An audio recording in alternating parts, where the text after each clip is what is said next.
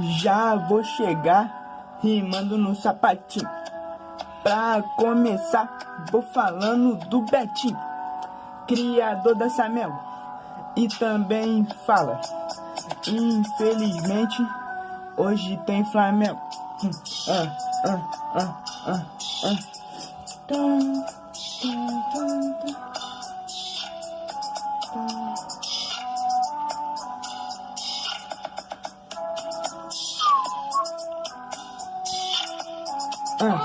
A rima agora sobra.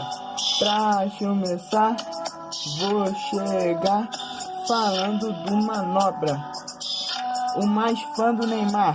Quando sai gol dele, ele deve comemorar, e quando se lesiona, deve até chorar. Ele é devoto, é zoado pelas fotos. Chegou a hora dele, ele mesmo, o ser mais gato. Ele mesmo, o nonato, deve ter pacto com o demo, porque ele é emo. Ele é da elite.